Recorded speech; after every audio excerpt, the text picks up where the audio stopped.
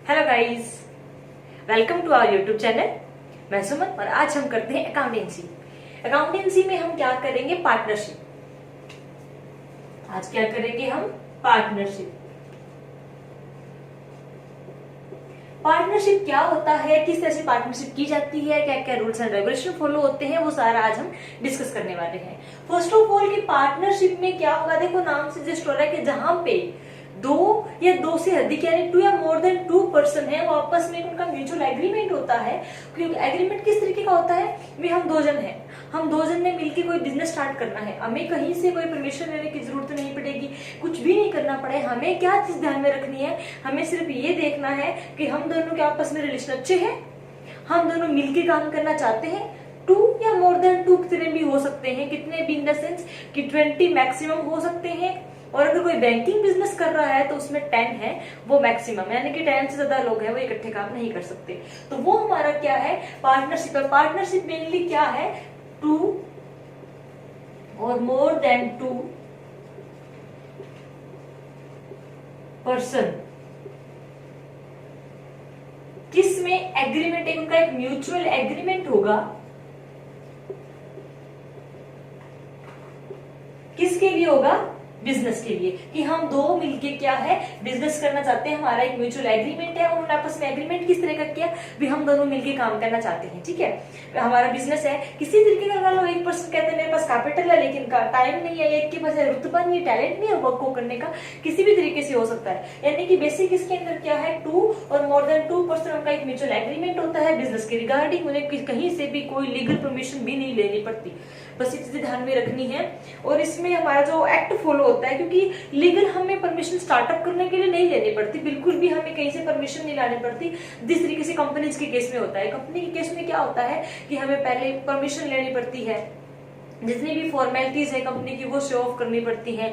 तो जिस तरह की हम कंपनी हमारी होती है, तो उस तरह का कुछ भी नहीं होता है इसके अंदर। इसमें क्या होगा कि दो पर्सन है, दो या ज्यादा पर्सन है, 3-4 जितने भी जन है वो मिलके काम करना चाहते हैं, उनका आपस का एग्रीमेंट है कि हम इस तरह का बिजनेस करेंगे और बिजनेस है वो स्टार्टअप हो जाता है, ठीक है।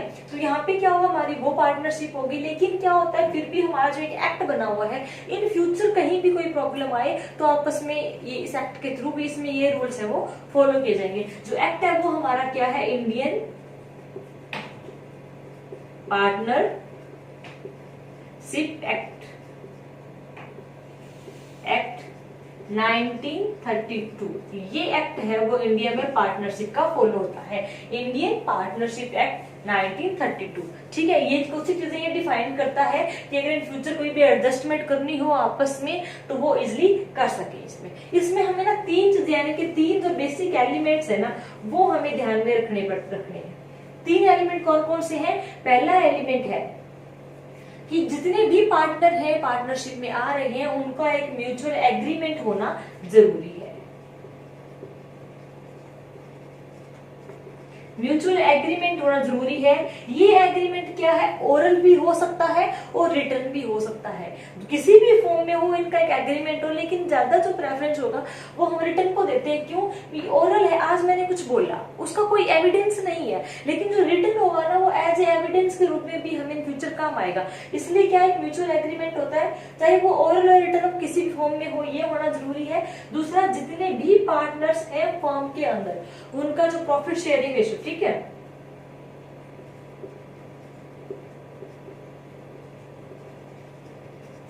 कि वो आपस में जितने भी पार्टनर हैं वो प्रॉफिट शेयर करेंगे आपस में। जो पार्टनर है फर्म के अंदर तो वो उनका प्रॉफिट शेयरिंग में भी हिस्सा होगा। ये भी क्या होगा कि इनमें से जो बिजनेस है, business carried on by all or any of them, क्या होगा कि जो बिजनेस आप बिजनेस में सेटअप कर लिया, 2 या 3 जन ने मिलकर हम बिजनेस करना चाहते हैं, लेकिन उस केस में क्या हुआ कि अगर उन्होंने कोई एग्रीमेंट ही नहीं किया कि बिजनेस की जो रेगुलर एक्टिविटीज है उनको कौन ध्यान में रखेगा या कौन रेगुलर एम्प्लॉय की तरह काम करेगा, या तो सारे मिलकर हम काम करेंगे। ये एग्रीमेंट होना चाहिए कि या तो हम सारे काम करेंगे, अपना अलग अलग ड्यूटीज ले लें, या क्या होगा कोई भी उनमें से एक है वो रेगुलर बेस के ऊपर एक्टिविटी करेगा। तो ये 3 चीजें, सबसे पहला एक म्यूचुअल एग्रीमेंट हो, ये ओरल और रिटन किसी भी फॉर्म में हो सकता है। जो भी पार्टनर होगा होगा उसका प्रॉफिट शेयरिंग रेशियो होगा, यानी कि उसका प्रॉफिट में भी हिस्सा होगा। एंड तीसरा, उनमें से जो बिजनेस है वो कैरी सब मिलके करेंगे या उनमें से कोई भी एक करेगा। अगर इन तीनों में से एक भी एलिमेंट नहीं है तो वो पार्टनरशिप नहीं कहलाएगा। ठीक है, यानी कि तीनों जो पार्टनरशिप के अंदर ये तीनों चीजें, mutual agreement, profit sharing and business carried on by all or any of them होना जरूरी है। अब इसके हम करते हैं फीचर्स पार्टनरशिप के। पार्टनरशिप के फीचर्स क्या क्या होंगे? फीचर्स, सबसे पहला फीचर्स का क्या होगा? इजी फॉर्मेशन है, बिल्कुल इजी फॉर्मेशन है। इजी फॉर्मेशन किस तरीके से होगा? इसमें कहीं से भी कोई लीगल परमिशन नहीं लेनी पड़ती। हम कहीं नहीं गए कि हमें इसको फॉर्मेट करना चाहते हैं, हमें अप्रूवल लेनी पड़ती है, कोई लीगल फॉर्मेलिटीज नहीं है। 2 या 3 जितने भी पर्सन आपस में बिजनेस करना चाहते हैं वो एक एग्रीमेंट करते हैं, अपना आपस में अंडरस्टैंडिंग है, उसके अकॉर्डिंग बिजनेस सेटअप हो जाता है। तो बिल्कुल इजिली क्या है, फॉर्मेशन है इसका।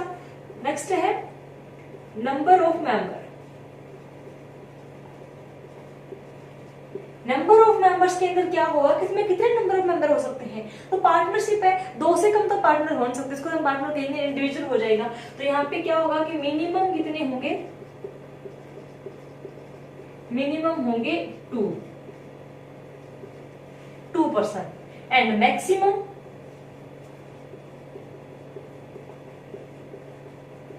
20 तो होगा, मतलब बाकी कोई भी बिजनेस हो। एंड जो बैंकिंग बिजनेस करता है,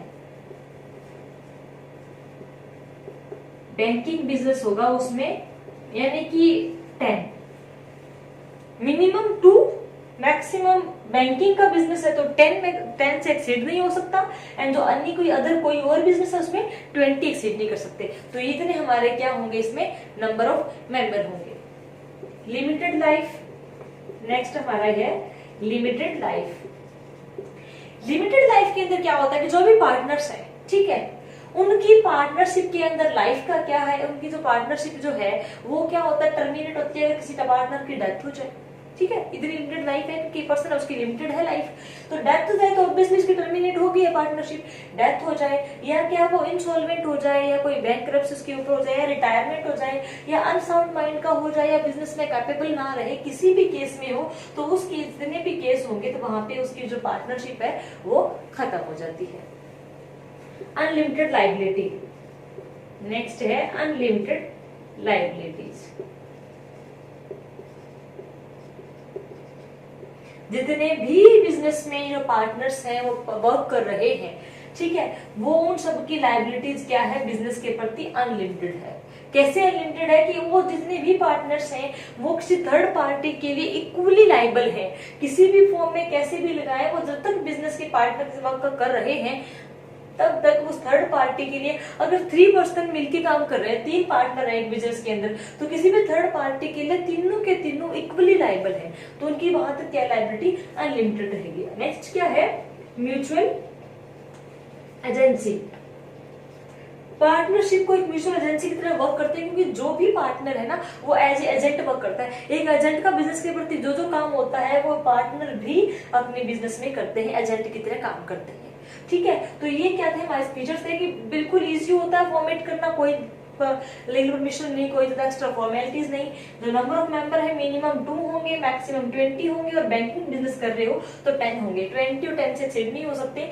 लिमिटेड लाइफ होती है, ह्यूमन बीइंग की लाइफ है वो लिमिटेड है, क्या फिर किसी और रीजन हो जाए टर्मिनेट है उसकी पार्टनरशिप खत्म हो जाती है। इन केस की उसकी डेथ होने पर तो हो ही जाती है, अगर उसका अनसाउंड माइंड हो जाए, इनकैपेबिलिटी हो जाए, बिजनेस में रेगुलर ना कर पाए। जितने भी पार्टनर है वो इक्वली लायबल है थर्ड पार्टी के लिए, और एज एजेंट है वो अपने उसमें काम करते हैं। अब इसके अंदर क्या आता है, हम बात करेंगे पार्टनरशिप डीड की।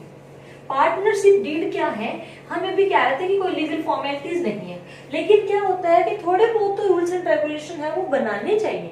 ठीक है, कैसे बनाने चाहिए, इन फ्यूचर क्या होगा कि इन फ्यूचर हमारे पास कोई सिस्टम नहीं बनाया हुआ तो हमें काफी सारी प्रॉब्लम्स का सामना करना पड़ेगा, क्योंकि हमने कोई सिस्टम बना ही नहीं रखा। तो आज जिस हिसाब से हम बिजनेस को रन अप कर रहे हैं तो जरूरी नहीं होता कि इन फ्यूचर है वो बिजनेस हमारा उसी तरीके से ही चलेगा।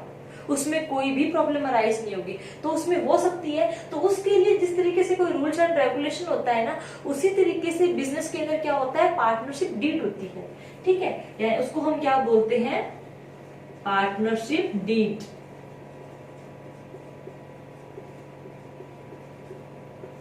एक तरीके से पार्टनरशिप फर्म के रूल्स एंड रेगुलेशन, उसके अंदर पूरी की पूरी डिटेल होती है। जैसे हम कंपनीज की बात करें, उसमें मेमोरेंडम और आर्टिकल होते हैं। ठीक है, उसमें आर्टिकल ऑफ एसोसिएशन हो गया, मेमोरेंडम ऑफ एसोसिएशन हो गया, उसमें पूरी डिटेल होती है कंपनी कब क्या करने वाली है। उसी तरीके से पार्टनरशिप डीड है, उसके अंदर सब कुछ मेंशन होता है। सबसे पहला क्या मेंशन होता है, name of the firm, firm का नेम क्या है, नेम ऑफ पार्टनर्स। इसमें जो फर्म और पार्टनर्स की हम बात कर रहे हैं, जितने भी पार्टनर हैं जो इंडिविजुअली पर्सन के अंदर इन्वॉल्व है वो पार्टनर होंगे, और जो म्यूचुअली जब इकट्ठे होकर काम करते हैं उसको हम फर्म करते हैं। तो name of partners and their address, और इनका एड्रेस भी, इन पार्टनर्स का इंडिविजुअली एड्रेस भी। ठीक है, और ड्यूरेशन ऑफ पार्टनरशिप,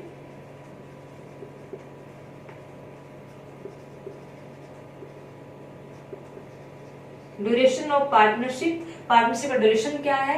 ठीक है, and date of formation, date of formation of partnership,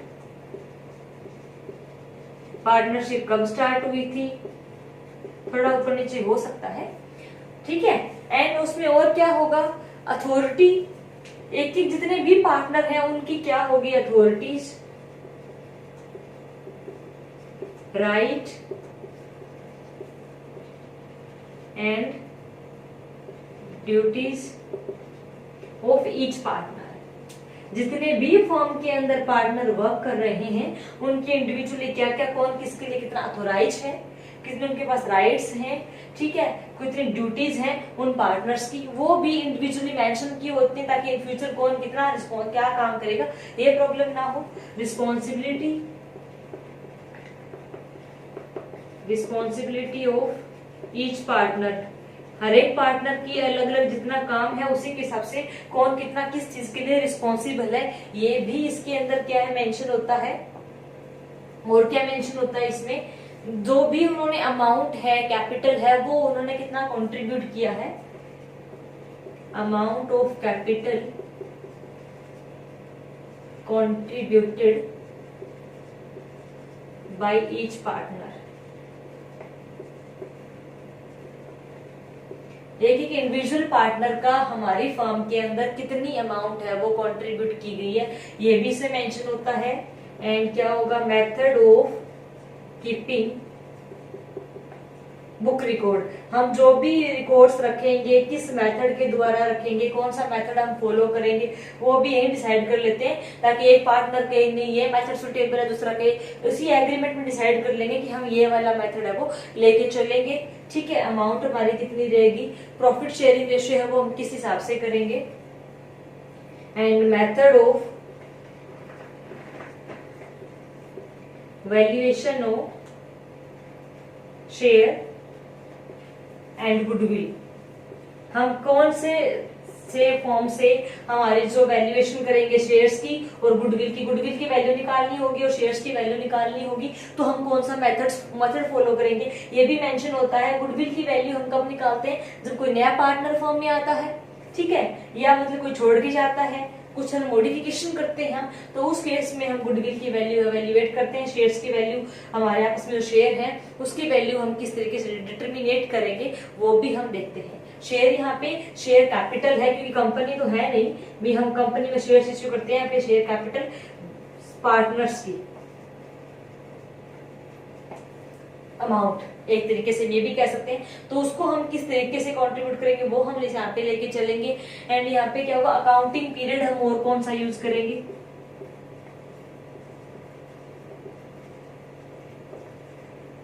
कौन सा टाइम पीरियड हम लेके चलेंगे हमारे अकाउंट्स को, डिटेल्स को पूरी डालने डिटेल रखने के लिए भी हमारा जो फाइनल स्टेटमेंट है वो हम इस अकाउंटिंग ईयर तक बनाएंगे, कौन सा हम फॉलो करेंगे, ठीक है। ऑडिट का क्या पीरियडिक रहेगा हमारा, कितने पीरियड के हिसाब से हम ऑडिटिंग करेंगे, ये भी इसमें हम देखते हैं। Plan of sharing and profit ratio, कि हम हमारा जो प्रॉफिट है वो किस फॉर्म में शेयर करेंगे, प्रॉफिट शेयरिंग प्लान किस फॉर्म में, कि जिस हिसाब से हमने कैपिटल कंट्रीब्यूट किया उस हिसाब से इक्वली कौन सा सिस्टम होगा हमारा ये सेटअप करने का, कौन सा प्रोविजन हम फॉलो करेंगे, किस बिजनेस के अंदर किसके ऊपर, इंटरेस्ट के ऊपर। तो अगर कोई भी पार्टनर है अगर वो लोन लेता है तो उसके ऊपर कितना इंटरेस्ट है वो चार्ज किया जाएगा लोन के ऊपर पार्टनर्स के से। अगर कोई फर्म है उसमें से एक पार्टनर को पैसे की जरूरत पड़ गई, वो एज ए लोन लेता है तो उसे कितना इंटरेस्ट चार्ज किया जाएगा, ये इसके अंदर हम देखते हैं, ठीक है। तो इसमें मतलब वो सारी डिटेल्स हमारी डालनी होती है, हमारा क्या क्या प्रोसीजर है। अगर हम डिसोल्यूशन करते हैं, यानी कि जब हमारे पार्टनरशिप फर्म को हम बंद करते हैं, डिसोल्यूशन इसका होता है, तब कौन सा मेथड लगाया जाएगा और किस किस कंडीशन में डिसोल्यूट होएगी, ये सब चीजें इसके अंदर क्या है हम देखते हैं। यानी कि पूरी डिटेल होती है फर्म की भी, पार्टनर्स की भी, इन फ्यूचर हम क्या क्या करने वाले हैं। अगर कोई नया पार्टनर हमारे बिजनेस में आता है तो वो कैसे आएगा, तो उसमें कौन कौन इसमें एग्रीड होंगे, किस प्रोसीजर से उसको हम लेके आएंगे, तो वो सारी चीजें पार्टनरशिप डीड के अंदर मेंशन होती हैं, ठीक है। तो हमारा क्या होगा, फर्म का नेम, पूरी डिटेल, पार्टनर्स की, हमारी पार्टनरशिप स्टार्ट कब हुई थी, ड्यूरेशन कब तक चलेगा हमारा, आपस में एग्रीमेंट हम कितना लेके चले हैं, क्या क्या अथॉरिटीज रहेंगी हमारी इंडिविजुअली, कौन कौन से राइट्स रहेंगे, ड्यूटीज रहेंगी, और कौन कितना रिस्पॉन्सिबल होगा, कौन कैसे काम करेगा, जो भी वर्किंग है वो सारे एम्प्लॉइज करेंगे या उनमें से कोई एक करेगा, ये भी हम डिसाइड करते हैं। अकाउंटिंग पीरियड हम कौन सा करेंगे, हम प्रॉफिट शेयरिंग कैसे करेंगे कैपिटल बेस के ऊपर, अगर कोई लोन लेता है तो उसके ऊपर इंटरेस्ट कितना चार्ज करेंगे, ड्रॉइंग्स के ऊपर इंटरेस्ट का होता है कि किसी पार्टनर ने पर्सनली कोई पैसा यूज कर लिया है तो उसके ऊपर कितना इंटरेस्ट लेंगे, कितनी अमाउंट उन्होंने कंट्रीब्यूट करी है, कौन कह पाया है, कौन से मेथड से हम बुक्स के रिकॉर्ड रखेंगे, कैसे हम वैल्यूएट करेंगे हमारी गुडविल को, अगर नया पार्टनर आता है तो हम क्या प्रोसीजर फॉलो अप करेंगे। ये तो है हमारी पार्टनरशिप डीड, यानी कि जो पार्टनर्स के द्वारा एक म्यूचुअल एग्रीमेंट के थ्रू तैयार की जाती है। अगर ये पार्टनरशिप डीड कोई ना फॉलो करे, ठीक, कई बार क्या होता है कि पार्टनर्स स्टार्टिंग में उनके जो रिलेशंस है वो काफी अच्छे रहते हैं, तो उस केस में पार्टनरशिप है ना डीड है वो तैयार नहीं करते कि ठीक है हमारी अंडरस्टैंडिंग है हम वर्क कर रहे हैं, लेकिन उसके बाद क्या होता है कि हमारे फ्यूचर है वो प्रॉब्लम अराइज हो जाती है। तो अब तो हमारी अगर पार्टनरशिप डीड नहीं होगी तो कौन से प्रोविजन फॉलो होंगे, provision follow in absence of partnership deed।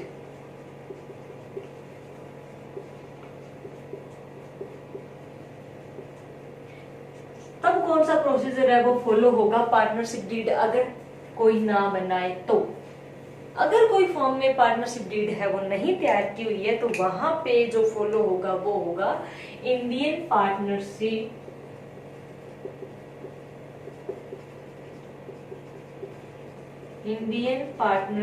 Act 1932। अगर पार्टनरशिप डीड नहीं है तो वहां पे जो भी आगे जो प्रोसीजर रहेगा वो इंडियन पार्टनरशिप एक्ट 1932 के अकॉर्डिंग है वो फॉलो होगा। फिर वहां पे इसकी सारी चीजें हैं वो जो इसमें रूल्स एंड रेगुलेशन है ना इंडियन पार्टनरशिप एक्ट के अंदर वो सारे फॉलो अप्लाई किए जाएंगे। इसमें कौन कौन से अप्लाई किए गए हैं, share of profit and loss, ये क्या कहता है इंडियन पार्टनरशिप एक्ट क्या कहता है कि जो प्रॉफिट एंड शेयर है वो क्या होगा इक्वली, जितने भी पार्टनर हैं उनमें इक्वली डिवाइड होगा, ठीक है। अगर डीड नहीं है तो फिर वो तभी प्रॉफिट एंड लॉस होगा वो इक्वली डिवाइड होगा। इंटरेस्ट ऑन कैपिटल, कैपिटल कौन सी होगी, जो भी पार्टनर अपनी फर्म में लगाएंगे, नो कोई इंटरेस्ट नहीं दिया जाएगा, ठीक है। क्यों, क्योंकि प्रॉफिट में उनका हिस्सा है वो इक्वली है, प्रॉफिट में हिस्सा ले रहे हैं वो, तो जो कैपिटल लगाई है वो प्रॉफिट राइज करने के लिए तो प्रॉफिट में ले रहे हैं तो उन्हें कोई इंटरेस्ट है वो नहीं दिया जाएगा। रेम्यूनरेशन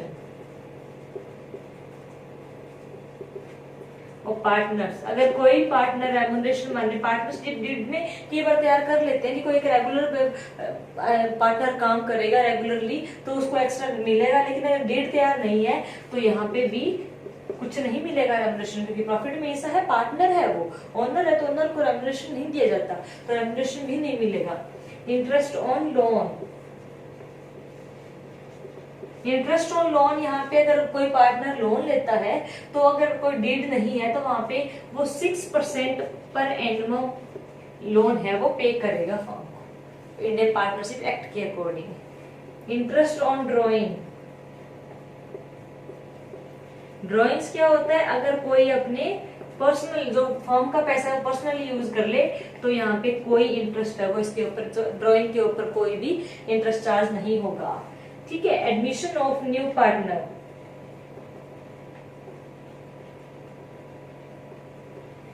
नए पार्टनर का एडमिशन कब होगा, जब सबके यानी कि एग्री, ओल्ड पार्टनर्स एग्री,